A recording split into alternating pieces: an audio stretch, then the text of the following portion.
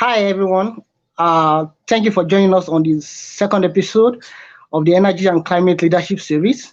My name is Aibami Adedini, and I'm the founder of the Energy Intelligence. The Energy Intelligence is a media company that is focused on promoting sustainable practices across Africa. This series is set up basically to bring trendsetters and senior executives of the energy industry to come together to discuss the challenges to a sustainable energy future and provide possible solutions. Today, I'm pleased to have Meredith Adler. Meredith Adler is the executive director of Student Energy. So, Student Energy is a global youth-led organization empowering the next generation of leaders who are accelerating to a sustainable energy future. So, Meredith's leadership in energy has been recognized by Globe Series through the Peter McConaughey Collaboration Award, by Women in Renewable Energy as the Woman of the Year for 2018, and as a Clean 50 emerging leader among several others. So today, Meredith is going to be sharing her thoughts on the key trends emerging from within the global energy space. So while watching, if you enjoyed this conversation, please remember to like, share, drop, and also drop your comments. Thank you, Meredith. Good to have Thank you for having me. Okay, so let me just jump straight into it.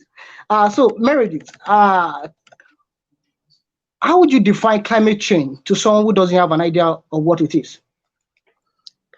That's a great question. Climate change is, in its most basic sense, the fact that the atmosphere is changing because of human behavior. So because of human-produced emissions, are often called anthropogenic emissions. And what's happening is that the weather patterns are changing in a way that is dangerous, really, to human life on the planet. And a lot of the happenings are because of our energy system, because of the methane and the carbon dioxide in our energy system, but also our food and our agricultural systems, especially in the global north. Interesting. So before we go very into it, now can you just give us a brief? What have been your career highlights so far?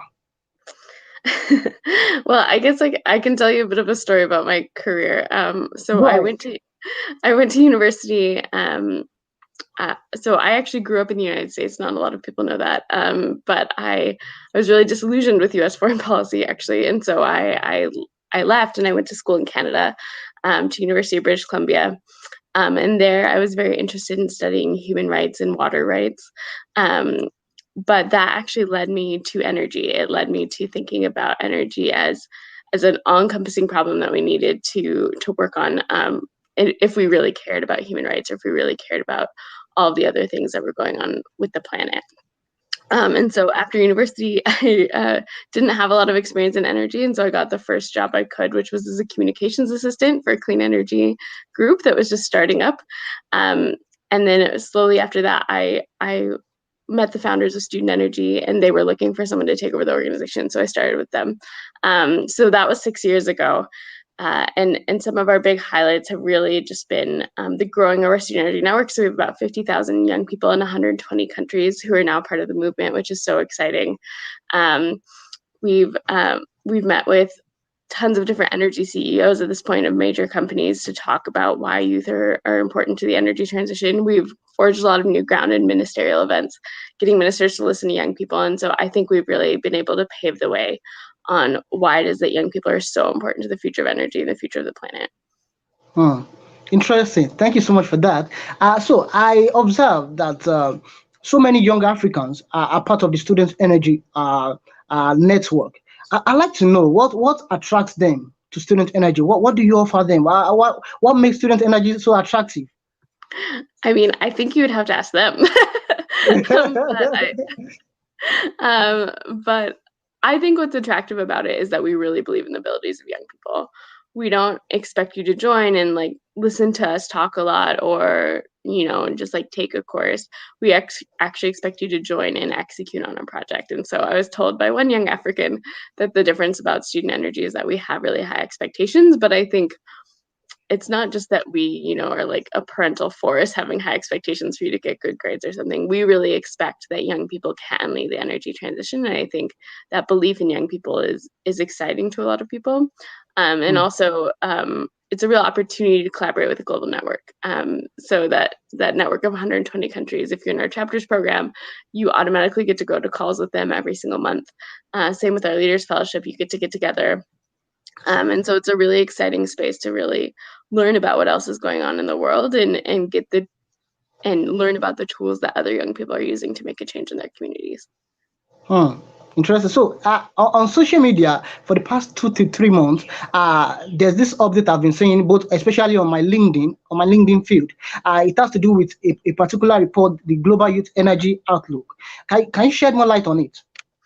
Yeah, so the Global Youth Energy Outlook, everyone who's under 30 should go take the survey. It's at studentenergy.org.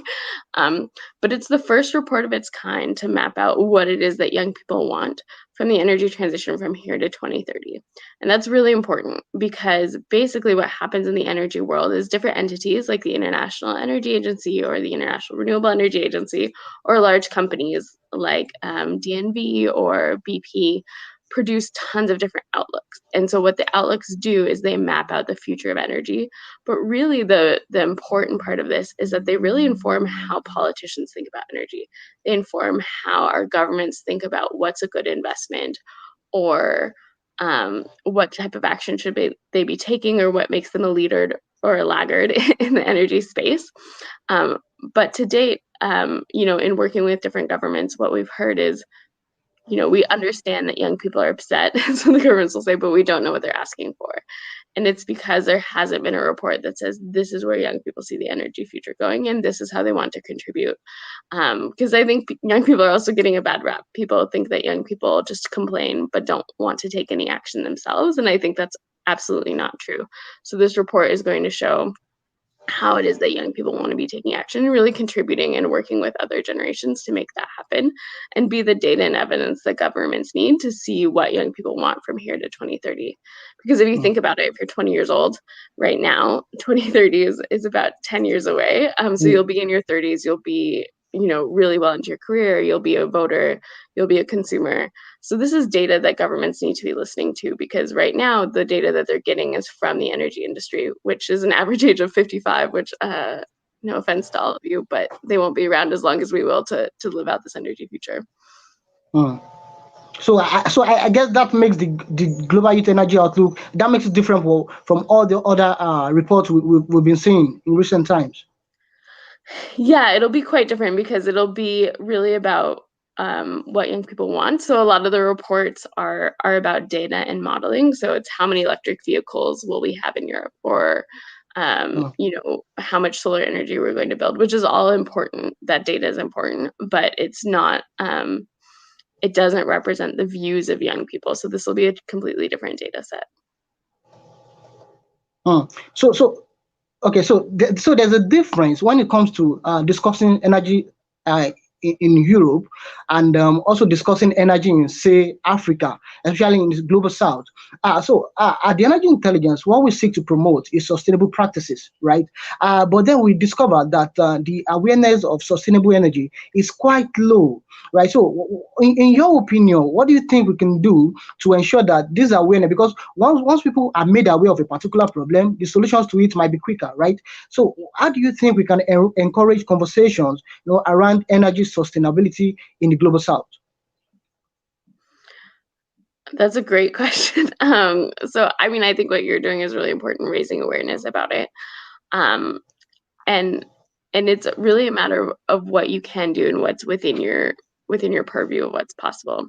So I think the first thing is to be really aware of what energy sources you're using. So where is your electricity coming from?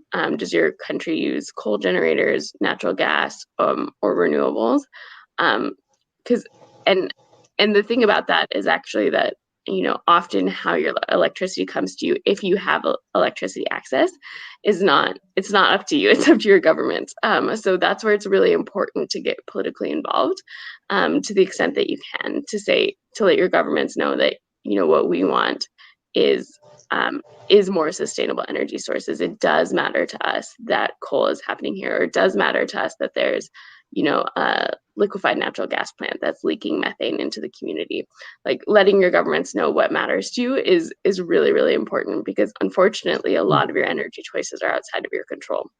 However, if you do have the means to take control of your energy choices, working towards renewables like solar energy or wind energy, or maybe biofuels is really important.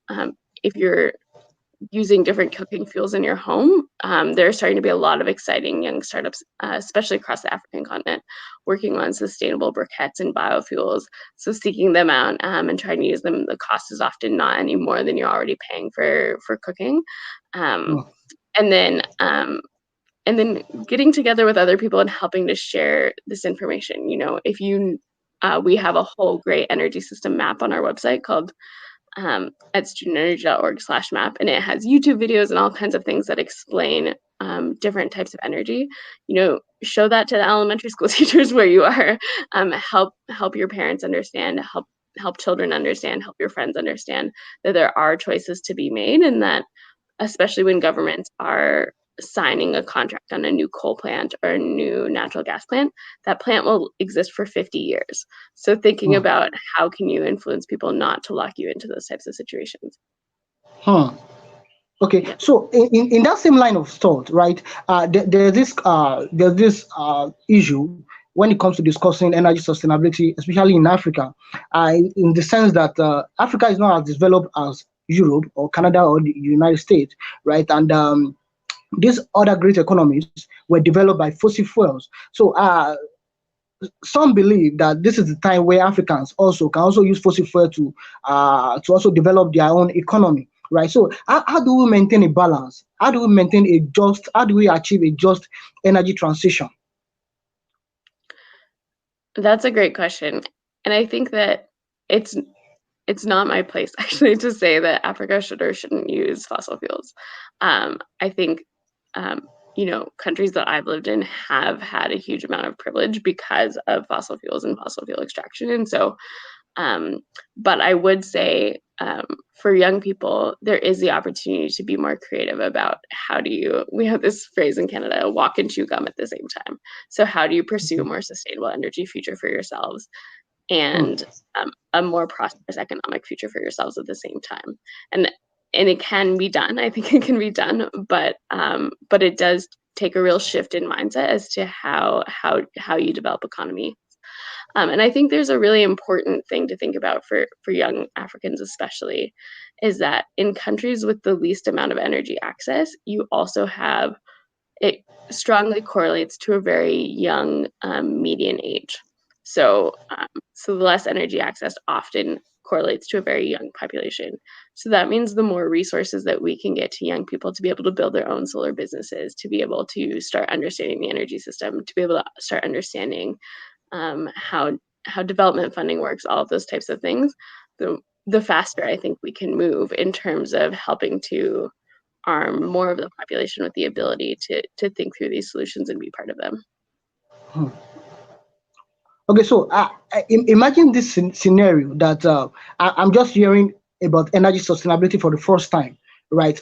What area do you think I should focus on when I'm discussing sustainability?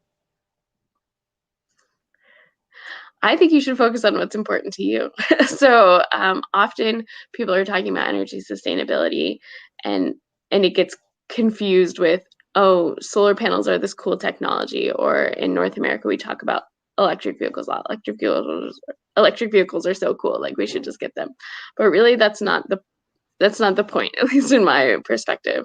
The point is that sustainable technologies are healthier.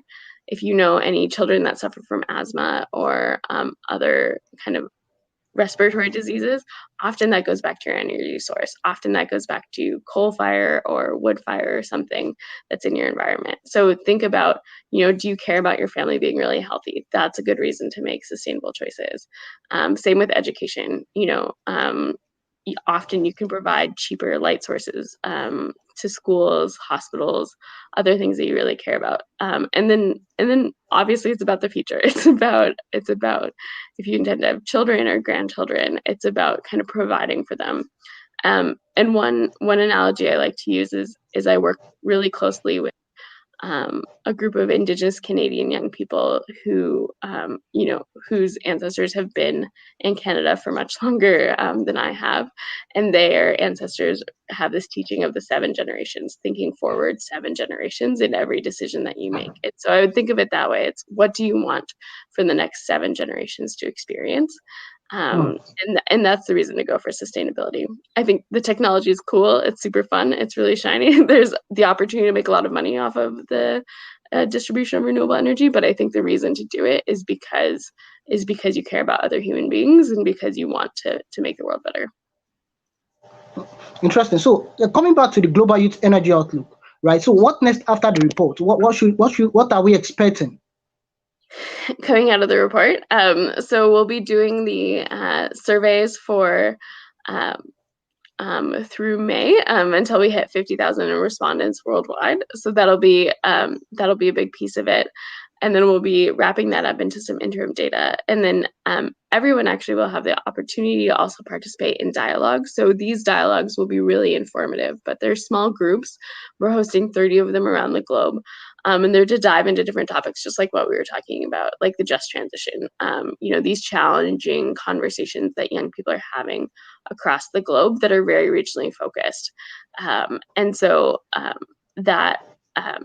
So that'll be a really exciting piece to participate in. Once again, you'll probably find out about them on our social media. But that's a real chance to dive into the conversation that you and I are having and other people are having with young people around the world. And then, the final output will be a report, so a big, beautiful designed report, but also a series of dialogues with ministers and companies to let them know what young people around the world have told us.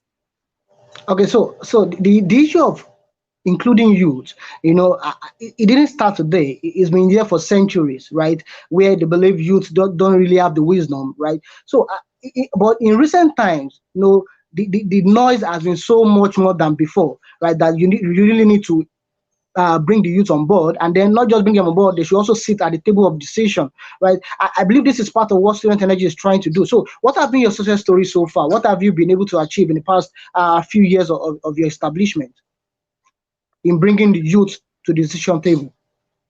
Yeah, so we've been able to succeed with this in a few ways. So one is with the Clean Energy Ministerial and Mission Innovation.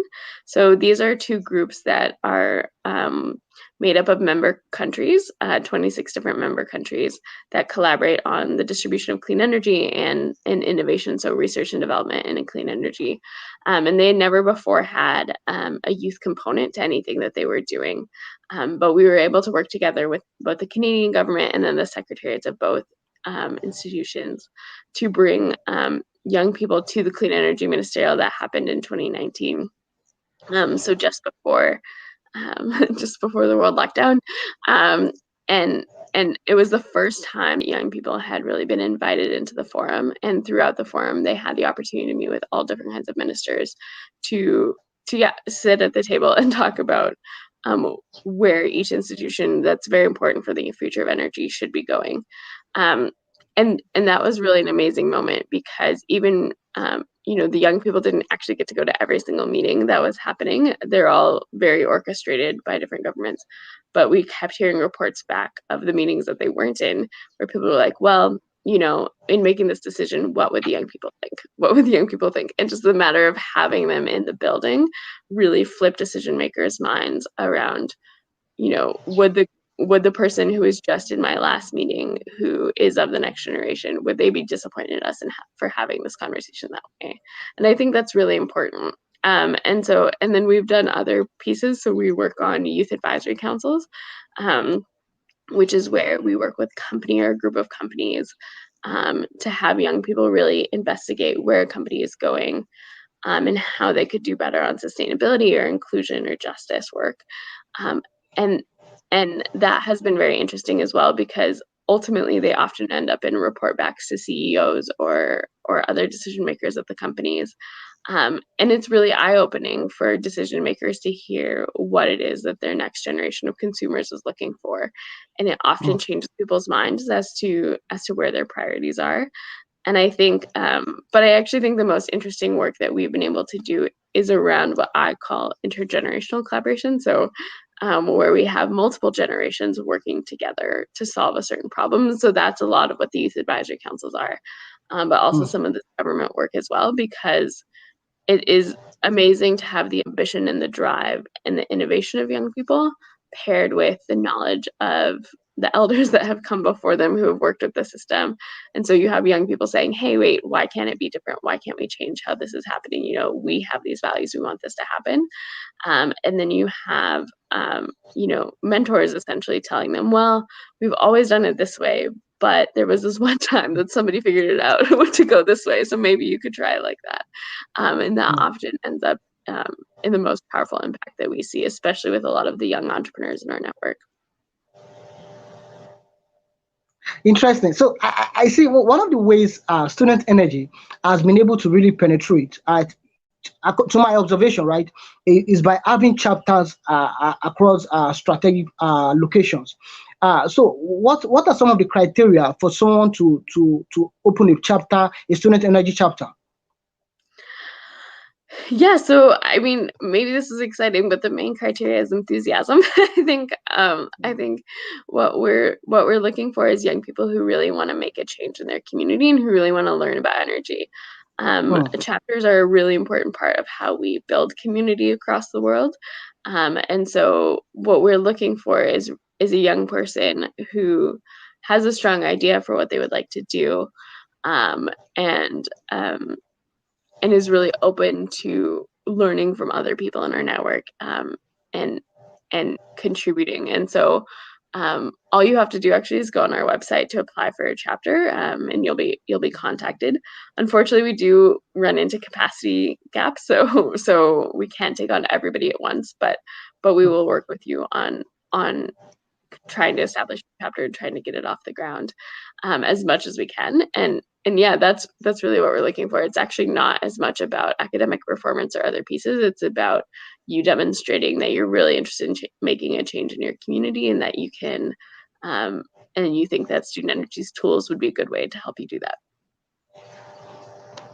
Interesting. So it's been a pleasure speaking with you, Meredith. So I like to know, right? What do you think is aside the fact that when it comes to discussing the energy transition, right, youth inclusivity is a major challenge, right? So what other challenges do you think youth are facing, or not just even the youth now? I mean, what other challenges do you think we're facing when it comes to discussing the energy transition aside youth inclusion? Yeah, so the big one in my mind is funding. I think you know, it's hard. I know so many young people who, with what others would consider to be a small amount of money, could make such an amazing change happen.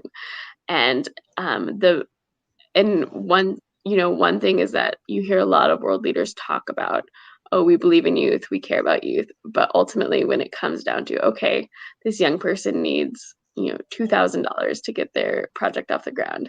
And that's not a lot of money to a European government or people like that.